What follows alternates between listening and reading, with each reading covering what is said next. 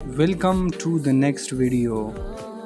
Hello guys, کیسے ہو آپ سب؟ آج کی اس ویڈیو میں ہم پاکستان پر ایک چھوٹی سی ڈاکومنٹری جو اسپائڈر ٹی وی نے بنوایا ہے، بہت ہی خوبصورت انداز، تقریباً 12 منٹ یا 13 منٹ کی ویڈیو، لیکن اس نے جس طرح پاکستان کی اہمیت اور اس کی خوبصورت بیان کی ہے شاید کوئی اور اس طرح بیان کرے. تو میرے ساتھ جڑے رہے اور پوری ویڈیو کا اینڈ تک دیکھتے رہنا. یہ ویڈیو بہت ہی مزیدار اور انٹرسٹنگ ہے. میں آپ لوگوں کے سامنے اسکرین شیئر کر دیتا ہوں اور آپ سب یہ ویڈیو میرے ساتھ. جلیل کے بابرکت نام سے جو دلوں کے بھید خوب جانتا ہے، دیکھتی آنکھوں سنتے کانوں، السلام علیکم. اللہ تعالیٰ سے ہمیشہ عزت، علم، آزادی، خوشحالی اور صحت کی دعا مانگے. جو قدرتی حسن پاکستان کو اللہ تعالیٰ نے عطا کیا ہے یہ آپ کو دنیا کے کسی کونے میں نہیں ملے گا. یورپ میں بلند ترین پہاڑ کی اونچائی 5000 میٹر ہے، جبکہ پاکستان میں 7500 میٹر کے 30 پہاڑ ہیں. دنیا میں 8000 میٹر کے 14 پہاڑ ہیں، ان میں سے 5 پاکستان میں ہیں. پاکستان دنیا کے ان 10 ممالک میں شامل ہے جس میں ہر قسم کی زمین موجود ہے. ہمارے ملک میں 1.5 گھنٹے کی فلائٹ کے بعد موسم بدل جاتا ہے. جیکوباباد میں 50 سینٹی گریڈ گرمی پڑتی ہے اور عین اس وقت ناگا پربت، کیٹو، ہندوکش اور راکاپوشی کا درجہ حرارت -50 ڈگری ہوتا ہے. ملک میں بیک وقت صحرا بھی ہیں، سمندر بھی، دریا بھی. میدان میں یہ سرسبز پہاڑ بھی، خشک اور بنجر چوٹیاں بھی، اور برف کی ایسی غاریں بھی جن میں آج تک کسی انسان نے قدم نہیں رکھا. اس میں جدید ترین تہذیب 5000 سال پرانی سویلائزیشن کے ساتھ سانس لیتی ہے. اس میں موئنجو دڑو بھی ہے، بدھ مت کی قدیم یونیورسٹی بھی، اور سکھ مذہب کے بانی بابا گرو نانک صاحب کی جائے پیدائش بھی، اور ایسے پہاڑ بھی جن کے پتھروں پر آج تک طوفان نوح کے نشان موجود ہیں.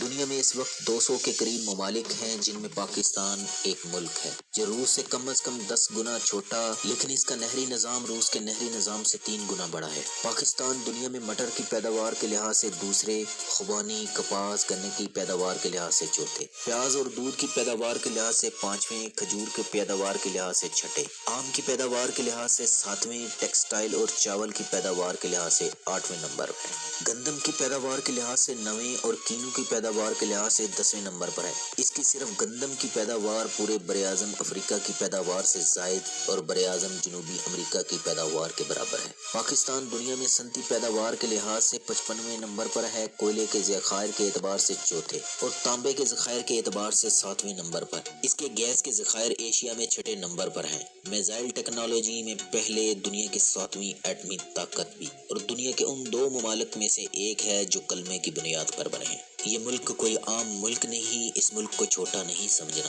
یہ ملک 50 لاکھ شہداء کی قربانیوں سے تعمیر ہوا. آپ کے دشمن آپ کو آپ سے زیادہ جانتے ہیں. مایوس کبھی مت ہونا، اس ملک پر سایہ ذوالجلال ہے. اس ملک پر کرکٹ کے دروازے بند کر دیے جاتے ہیں اور اللہ اس ملک کو T20 کا چیمپئن بنوا دیتے ہیں. پوری قوم دیوانوں کی طرح اس وطن کی مٹی پر اپنا تن، من، دھن قربان کرنے کے لیے تیار ہے. اپنی اپنی ذمہ داری کو جانیے. کون خوش نصیب ہوتا ہے یہ اپنے اپنے نصیب ہیں. ہمارا کیٹو اکیلا ہمارے تمام قرضے اتار سکتا ہے، لیکن ہم نے کبھی اس کی طرف توجہ نہیں دی. ہم فیری میڈوز سے اربوں روپے کما سکتے ہیں، ہم نے آج تک اس پوٹینشیل کو استعمال نہیں کیا. ہم صحت کو انڈسٹری نہیں بنا سکے. آج ہم وطن عزیز کا وہ رخ پیش کرنے کی کوشش کریں گے جو دوسروں کی نظروں سے اوجھل ہے. جائیے گا نہیں کہیں. ویڈیو کا باقاعدہ آغاز کرنے سے پہلے تمام نئے آنے والوں سے یوٹیوب پر ہمارا اسپائڈر بل چینل سبسکرائب کر لیں. شاہراہ قراقرم چین اور پاکستان کے انجینئروں کا کمال ہے. یہ 1300 کلومیٹر شاہراہ ہے،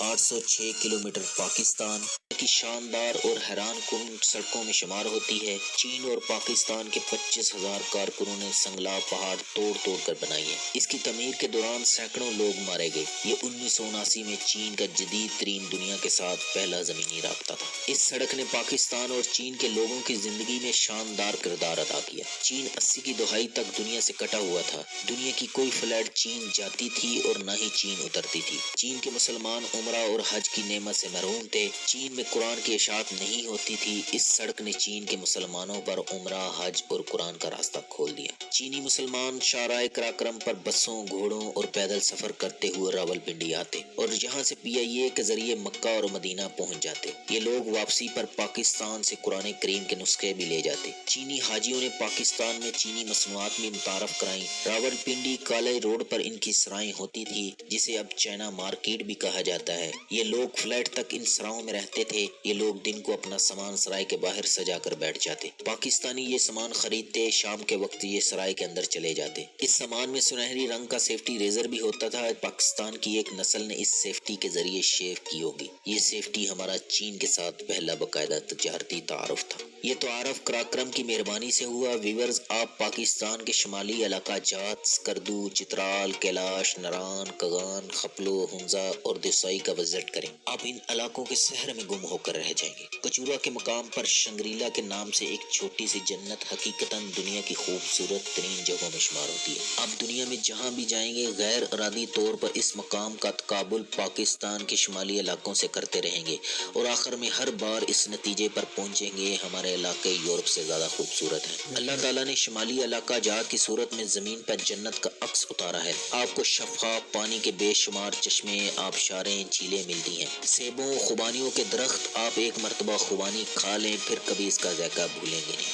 کیلاشی دوشیزائیں پریوں کی طرح رنگ برنگے پیرہنوں میں ملبوس حیرانی سے سیاحوں کو دیکھتی ہیں اور کئی سیاحوں کو دیکھتے ہی کسی درخت یا دیوار کی اوٹ میں ہو جاتی ہیں۔ کیلاشی جو سکندر اعظم کے وارث مانے جاتے ہیں، سالانہ چلم جوشی میلے میں رقص اور مذہبی رسومات ادا کرتے نظر آتے ہیں جو مئی کے مہینے میں ہوتا ہے۔ یہ لوگ ایک میدان میں اپنا ثقافتی لباس پہن کر ڈھول کی تھاپ پر مقصور رقص کرتے ہیں اور ہم میں سے جس شخص نے جاگتی آنکھوں سے گلگت بلتستان کے ضلع دیر میں واقع پاکستان کی دوسری اور دنیا کی نویں بلند ترین چوٹی ناگا پربت کے عین دامن میں فیری میڈوز نہیں دیکھی وہ بدنصیب انسان ہے۔ آپ کو بے شمار ملکی اور غیر ملکی سفر ناموں میں اس کا تذکرہ ملے گا۔ قراقرم کے ایک طرف بلند و بالا پہاڑ ہیں، دوسری طرف گہرائی میں دریا سندھ۔ اسلام آباد سے گلگت تک 628 کلومیٹر کا فاصلہ ہے۔ یہ سفر انتہائی کٹھن ہے۔ چلاس خشک، بنجر اور سنگلا پہاڑوں میں گھرا ہوا ہے۔ رائے کوٹ برج یہ مقام فیری میڈوز کا بیس کیمپ ہے۔ یہاں سے اصل سفر شروع ہوتا ہے۔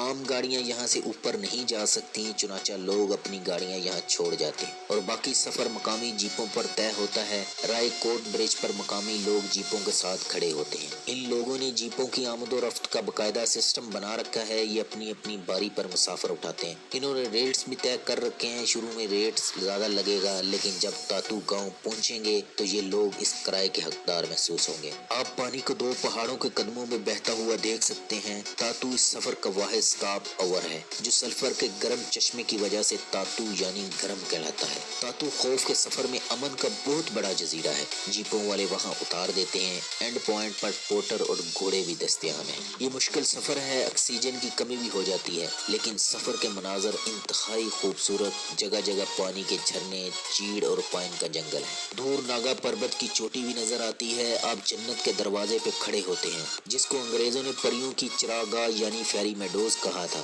یقیناً اس جگہ میں کوئی ایسی خوبی ضرور ہے جو یورپ میں نہیں۔ وہ خوبی کیا ہے؟ ایک موڑ کے بعد فیری میڈو آ جاتا ہے۔ پہاڑوں میں گم ہزاروں سال پرانی جنت آپ کے سامنے آ جاتی ہے۔ آپ 16-17 ہزار فٹ کی بلندی پر دنیا کا عظیم ترین پہاڑ ناگا پربت آپ کے سامنے بادلوں کی چادر سرکتی ہے۔ بلندیوں پر برف نے سفید ابا اوڑھ رکھی ہے اور اس کے درمیان فیری میڈو ہے۔ ایک چھوٹا سا سرسبز میدان، لکڑی کے چند مکان، مکانوں کے گرد جھرنے، ندیاں اور چشمے بہہ رہے ہیں۔ ارد گرد گھوڑے اور بھیڑیں چرتی ہیں۔ ایک ندی جھیل میں اترتی ہے۔ جھیل کی سطح پر درختوں کا سبزہ، پیچھے ترائیاں اور جنگل میں اٹھتا دھواں جو ماحول کو مزید رومانٹک بنا دیتا ہے۔ فیری میڈو ایک طویل، جیتی جاگتی، دھڑکتی ہوئی پینٹنگ ہے۔ آپ اس کیفیت میں کتنی صدیاں گزار دیں گے کاؤنٹ نہیں کر سکیں۔ اس کو دیکھنے میں کوئی ایسا منتر ہے، ایسی بے شمار خوبیاں ہیں جس سے امریکہ اور یورپ محروم ہیں۔ فیری میڈوز میں ہٹ کی شکل کے ہوٹل ہیں۔ ان ہٹ سے ناگا پربت پوری طرح ناگا نظر آتا ہے۔ ناگا پربت محض ایک پہاڑ نہیں، یہ ایک طلسم ہے جو ہر دیکھنے والی آنکھ کو اپنی طرف کھینچ لیتا ہے۔ یہ طلسم 200 سال سے کوہ پیماؤں کو اپنی طرف کھینچ رہا ہے لیکن جو بھی اس کی طرف جاتا ہے وہ واپس نہیں آتا۔ اسی وجہ سے اسے کلر ماؤنٹین، قاتل پہاڑ کہا جاتا ہے۔ ناگا پربت شمالی علاقہ جات کی چار اطراف سے اپروچیبل ہے لیکن فیری میڈو اس کی مشکل ترین اپروچ ہے۔ 1895 میں برطانوی کوہ پیما اسے سر کرنے کے لیے نکلا لیکن ٹیم سمیت اس کی برف میں دفن ہو گیا۔ اس کے بعد کوہ پیماؤں کی قطار لگ گئی، جو گیا وہ پھر واپس نہ آیا۔ آج تک صرف 2 ٹیمیں اس کے دامن کو ہاتھ لگانے میں کامیاب ہوئی ہیں۔ ایک 1953 اور دوسری 1995 میں، باقی تمام اس کی برف میں ہڈیاں بن کر دفن ہو گئے۔ فیری میڈو میں سردی ہوتی ہے، دن کے وقت درجہ حرارت 4-5 ڈگری ہوتا ہے اور رات کو یہ منفی میں چلا جاتا ہے۔ آپ لکڑیاں جلا کر ہاتھ تاپنے پر مجبور ہو جاتے ہیں۔ فیری میڈو سے 1 گھنٹے کی مسافت پر بیال کیمپ آتا ہے۔ یہ ناگا پربت کا سیکنڈ لاسٹ کیمپ ہے۔ اس کا راستہ دنیا کے خوبصورت ترین راستوں میں شمار ہوتا ہے۔ یہ درختوں کے درمیان نسبتاً کھلی جگہ ہے جہاں کسی مہربان نے ہٹس بنا رکھے ہیں۔ آپ ہٹس کے درمیان بینچوں پر بیٹھ جائیں۔ بیال سے 3.5 گھنٹے کی مسافت پر ناگا پربت کا بیس کیمپ ہے۔ یہ سیدھی اور مشکل چڑھائی ہے۔ بیال کے بعد پانی اور آکسیجن دونوں ختم ہو جاتے ہیں۔ آپ ناگا پربت کے بیس کیمپ جانا چاہتے ہیں تو آپ کے پاس پانی کا ذخیرہ ہونا چاہیے، ورنہ بیال سے واپس فیری میڈو چل پڑیں، لیکن آپ اپنا دل، اپنا احساس بیال ہی چھوڑیں گے، جہاں زندگی کی کوئی ٹائم لائن نہیں، کوئی ڈیڈ لائن نہیں، جہاں کوئی بل نہیں، کوئی فون کال اور کوئی گرتی ہوئی آنکھ نہیں، جہاں کسی کا انتظار نہیں، جہاں وقت برف میں جم کر ٹھہر جاتا ہے۔ یہ عجیب جادو نگری ہے۔ آپ واپسی کے لیے بابو سر ٹاپ کی طرف مڑ جائیں۔ بابو سر ٹاپ شمالی علاقہ جات کا بلند ترین درہ ہے۔ اس کے ایک طرف گلگت بلتستان اور دوسری طرف کاغان کی وادیاں ہیں۔ بابو سر ٹاپ پر سال کے 12 مہینے برف کی تہیں جمی رہتی ہیں۔ آپ کے سامنے بابو سر ٹاپ کی سفید پوش چوٹیاں، دائیں ہاتھ برف اور بائیں ہاتھ گلگت بلتستان کی وادیاں اور پہاڑ ہیں۔ یہ بھی آپ کی زندگی کا ایک شاندار لمحہ ہوگا۔ یہ بھی تصویر بن کر آپ کے ذہن میں محفوظ ہو جائے گا، لیکن اس سے بھی زیادہ شاندار منظر جو ہی بابو سر ٹاپ کی دوسری طرف مڑیں گے، دریائے کنہار کی وادی اپنا گھونگھٹ آپ کے سامنے کھول دے گی اور منہ سے بے اختیار چیخ نکل جائے گی۔ یہ ایک لائف ٹائم تجربہ ہوگا۔ سامنے درجنوں سفید پوش پہاڑیاں، پہاڑوں کی چوٹیوں پر برف، ڈلوانوں پر سبزہ اور سبزے کی آخری لائن پر پانی کا یہ لازوال منظر ہے۔ یہ پکچر پوسٹ کا منظر ہے۔ قدموں میں دور تک ندی بہتی ہے اور اونچائی سے یوں محسوس ہوتی ہے جیسے کسی شرارتی بچے نے ٹیڑھی میڑھی لکیر کھینچ دی ہو۔ یہ منظر زندگی کے تمام دیکھے چکھے چھوئے مناظر کا باپ ہے۔ آپ اپنے دل، یادداشت، آنکھوں کو کیمرہ بنا لیں۔ آپ اپنے وجود میں اس منظر کی ٹھنڈک مٹھاس کو محسوس کریں گے۔ ذائقہ صرف کھٹاس، مٹھاس اور ترش نہیں ہوتا، یہ بچھڑے ہوئے بے نام رشتوں کی سلگتی ہوئی یاد بھی ہوتا ہے۔ آپ نے بابو سر ٹاپ تک پہنچنے سے پہلے یہ سب کچھ سن رکھا ہوگا، لیکن آپ اسے محسوس اس دن کریں۔ وہ آنکھوں سے لے کر روح تک ایک ایسا سرشار کر دینے والا لمحہ ہوگا۔ بابو سر ٹاپ سے نران تک 1 گھنٹے کا سفر ہے۔ نران سے بالا کوٹ تک دونوں اطراف پہاڑ سبز بھی ہیں اور خوبصورت بھی۔ لوگوں نے پہاڑ کاٹ کر کھیت بنا رکھے ہیں۔ یہ کھیت سبزے کی لمبی اونچی سیڑھیاں ہیں۔ ان پر جب سورج کی روشنی پڑتی ہے تو یہ ریشم کی طرح اپنا رنگ بدلتے ہیں اور آپ ایک جھلک میں سبزے کی 4 تہیں دیکھتے ہیں اور آپ کو یہ منظر بابو سر ٹاپ سے بالا کوٹ تک مسلسل ملتا ہے۔ نیپال نے ماؤنٹ ایورسٹ کی چوٹی تک رسے کی سیڑھیاں بچھا دی ہیں۔ آج ایک بچہ بھی ماؤنٹ ایورسٹ کی بلندیاں چھو سکتا ہے۔ دنیا بھر سے ہزاروں سیاح اور کوہ پیما ہر سال نیپال جاتے ہیں۔ نیپال کو کئی ملین ڈالر دے کر واپس جاتے ہیں۔ پاکستان کا لوکل سیاح بھی گرم تپتے ہوئے شہروں سے نکلنا چاہتا ہے، لیکن اس کے لیے رہنمائی کا کوئی نظام ہے اور نہ ہی سڑک۔ چنانچہ یہ کڑائی گوشت کھا کر اپنی گرمیاں لاہور، کراچی، پشاور، کوئٹہ میں گزار دیتا ہے۔ ہم اگر سیاحتی صنعت کو ڈیولپ کریں تو ہم خوشحال بھی ہو سکتے ہیں، لیکن اس کے لیے ویژن اور فوکس چاہیے اور ہماری قیادت میں ان دونوں کا فقدان ہے۔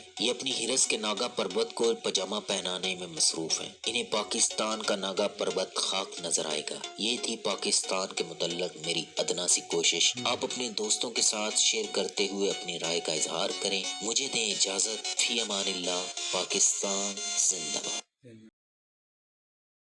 میرے خیال سے بہت خوبصورت ویڈیو تھی۔ یقیناً مجھے بھی پاکستان کے بارے میں اتنا اس کی اہمیت اور خوبصورت کا پتہ نہیں تھا۔ میرے خیال سے ویورز آپ لوگ کو بھی دفعہ اس طرح تعریف ملی ہوئی ہوگی پاکستان کے بارے میں۔ بھائی اگر آپ لوگ کو میری یہ ویڈیو پسند آئی تو پلیز اس کے فیس بک پر فالو کیجئے اور یوٹیوب میں سبسکرائب کیجئے میرا چینل کو۔